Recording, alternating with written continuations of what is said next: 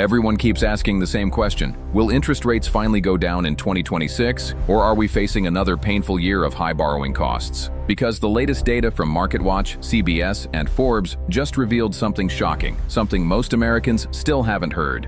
Analysts say mortgage rates could dip towards 6.3% next year.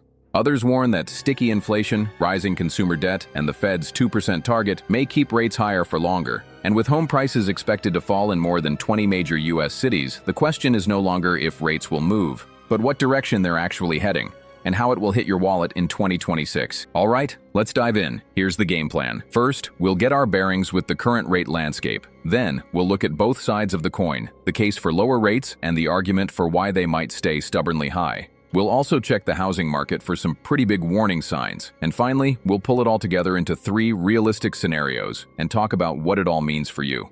Okay, so first things first. Before we can even try to predict 2026, we have to get a really solid grip on where we're standing right now. Check out this chart. What you're seeing here is that clear downward slope. After a really aggressive period of hikes, the Federal Reserve's benchmark rate has finally hit its peak. Experts are now predicting a slow, and I mean slow, drift downwards through 2025. The keyword here is definitely cautious. And if you've tried to buy a home recently, you know exactly what this means. It's translated directly into mortgage rates that have just been stuck, hovering in that high 6 to low 7% range. Okay, so this chart from Fannie Mae, this is basically the centerpiece of the whole lower rates argument. When one of the biggest players in the mortgage world makes a projection, people listen. And they're forecasting a pretty significant drop, possibly bringing rates down to 5.9% by the end of 2026. A move like that would be a huge sigh of relief for the housing market. And you don't have to take my word for it. This quote says it all. These aren't my words. This is straight from the Federal Reserve's own meeting minutes. The people actually in charge of setting the rates can't even agree. They have sharply divergent views, with some officials warning that cutting rates too soon could be a massive mistake. The big problem here, as CBS News and others have pointed out, is something called sticky inflation. Think of it like this. The price of a TV can drop pretty fast, right? But the cost of a haircut or car insurance or a doctor's visit, that stuff tends to stay high. And that lingering, sticky inflation in the services sector could easily force the Fed to keep its foot on the brake. So we've seen both sides of the coin, a compelling case for rate cuts and an equally strong reason to believe they'll stay high. So which is it? Before we dig into what's most likely to happen, if you're getting some value from this breakdown, do me a quick favor and hit that like button. It really helps us out a ton. Just look at this map from Realtor.com. This perfectly illustrates the pressure that's building in the system. For the first time in years, we are seeing projected price declines in 22 major cities. See all those red and orange dots? Mostly concentrated in the South and West?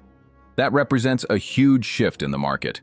Now, this isn't necessarily a crash. What it is a signal of buyer fatigue. This chart shows that even though affordability is forecast to get a tiny bit better, it's still incredibly challenging. The market has basically hit an affordability wall after years of crazy price growth, and something's gotta give. We can pretty much boil it down to 3 main scenarios. First, the soft landing. This is the best-case scenario where small Fed cuts bring mortgages into the low 6s and the market stabilizes. Second, a mild recession. The economy slows down enough to force more aggressive cuts, pushing rates below 6%. Good for rates, but bad for the overall economy. And third, the one nobody wants, sticky inflation comes roaring back, forcing the Fed to hold firm, keeping mortgages right where they are now, or maybe even higher. So the crucial question is, what does all this data actually mean for your personal financial decisions in 2026? Well, for the first time in a long time, the market is expected to become more balanced. In those 22 cities we saw on the map, buyers will likely get back some negotiating power. And for sellers, it means facing a new reality, where the days of guaranteed bidding wars are probably over. And here's maybe the most important takeaway of all. While a drop to 6% would feel like a huge relief, it is not a return to the past. We are not going back to the sub-3% rates we saw in 2020.